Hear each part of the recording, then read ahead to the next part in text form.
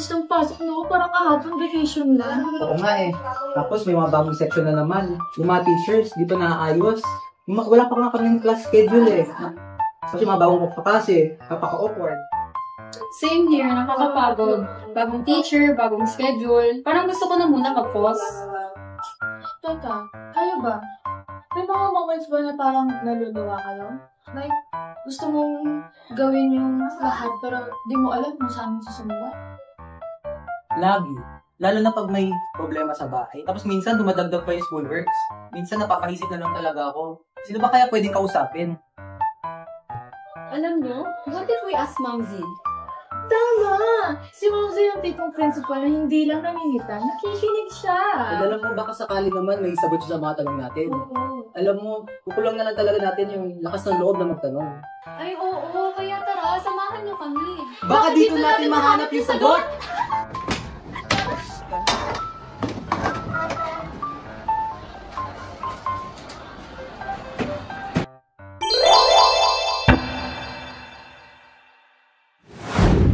Mornings with Ma'am Z!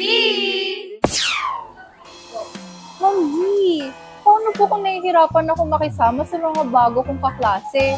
Tsaka parang may sarili-sarili na po silang grupo. Mornings with Ma'am Z! I expected that because this is a new environment, especially for grade 7, 11, and transferees.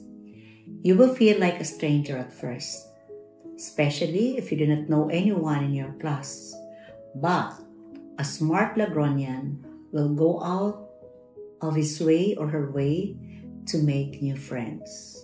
Ang sekreto dyan, just smile to everyone. Because a smile is the universal language of kindness. If you keep on smiling, everyone will have an impression that you are kind, nice, and friendly. Mornings with Ma'am Z! May tips po ba kayo sa bagong schedule? At minsan po kasi magulo yung body clock ko and sabay-sabay rin po yung mga requirements. Mornings with Ma'am Z! You know, adjustment is something that we all live with every day, especially in the first days of school where you need to adjust to your new schedule. For example, dating panghapon, tapos bigla ng pang-umaga na. Siyempre, yung body clock mo has to adjust waking up earlier than usual. For example, 4:30 a.m. kung malayo ang bahay sa school. So you have to sleep early para makomplete ang 8 to 9 hours na tulog. And that is required for teenagers for the following reasons. Unang-una, the developing brain of the teenager needs between 8 and 10 hours of sleep every night. So, ang effect nito, pag mayroong mga sleep deprivation, mahihirapang mag-concentrate. Magkakaroon ng mental drifting in the class. Yung tipong parang nakalutang ka, hindi mo naiintindihan kung ano yung mga pinag-uusapan. And it is possible that you will also have a shortened attention span. So, nagkakaroon din siya ng memory impairment. Mahina ang decision making or poor decision making. Dahil hindi ka masigla, dahil kulang ang tulog mo, you lack the energy and enthusiasm. Pwede ka rin maging moody. And at the same time, pwedeng magkaroon ng aggression. Pwedeng maramdaman ang depression. And even breathtaking behaviors. Tapos parang ang lamya-lamya mo and your performance, no? Halimbawa, you are engaged in sports. Pati sporting performance mo will be reduced. And most important, also, ang academic performance, pag palaging kulang sa tulog, is also reduced. So, dapat, on the average, 8 to 10 hours of sleep every night. Mornings with Ma'am Z! Okay lang po ba kung minsan naiiyak ako dahil sa stress? Parang wala na po kung gano'ng pumasok. Normal po ba yun? Mornings with Ma'am Z! Yes, it's normal not to be okay sometimes. But not every day, syempre. Lahat naman tayo nakakaranas ng bad days, especially kapag stress tayo or may pinagdadaanan. There are many reasons why we feel that way. Minsan, na-overwhelm tayo sa dami ng gagawin. Minsan naman, may kaunting problema sa bahay o kaya napapagalitan. At syempre, yung isa, kulang pa rin siguro sa tulog.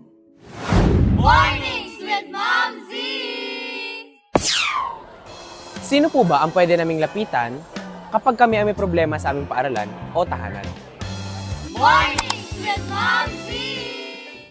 First, you can talk to your advisor or any teacher that you feel you are comfortable and feel safe to divulge your problems, whether it's sa guidance advocates or sa guidance counselors.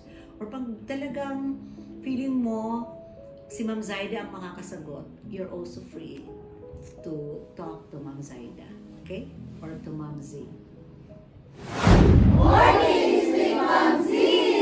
Ma'am, paano po kung unfair po yung treatment ng teacher?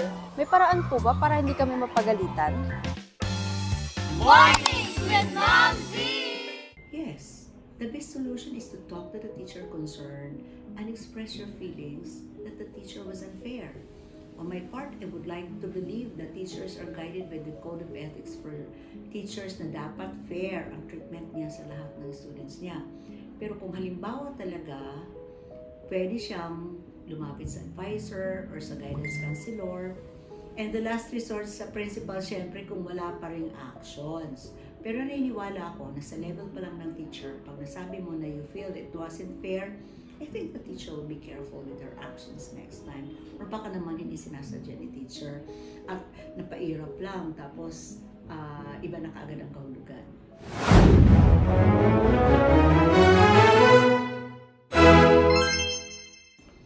Bakit po hindi pinapayagan ng ilang pagkain sa kantin? Bakit po parang kaunti lang ang food options sa kantin ngayon?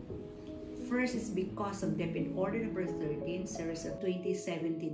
Kung tutuusin ang tagal na nito, DepEd Order 13 ay noong 2017 pa, 2025 na po. Pero nung mga nakaraan, hindi natin masyadong siniseryoso. Ito ang problema natin dito sa Labrador High School. We have more than 700 students who are wasted and severely wasted. Kaya hinihigpitan po natin yung mga pagkain na binebenta sa kantin at nakabase po doon sa categories na binigay ng Department of Education. So, ang everyday na available ay yung green category na mga pagkain na mataas ang sustansya, mababa sa mga fats at sugar at saka yung salt. So, yun ay available araw-araw. Meron naman tayo na twice a week, no? Isiniserve sa kantin. At ito ay yung mga pagkain na every Tuesday lang at Thursday siniserve. Base din ito sa DepEd Order number 13, series of 2017. So, ito ay mga pagkain that contains a little little of fat, sugar, and salt. Pero pag red category, ito ay mga pagkain na totally ipinagbabawal sa kantin, including candies, mga junk foods, ice cream, mga ganyan, and highly processed foods ay hindi tinatanggap. Kasi empty ang kanyang calories. Definitely, walang sustansya na makukuha yung mga bata. In fact, pwede siyang mag-cause ng urinary tract infection, pwede mag-trigger ng, kung halimbawa may ng diabetes. So, that's why these foods are not allowed in the school. Mornings with Mom!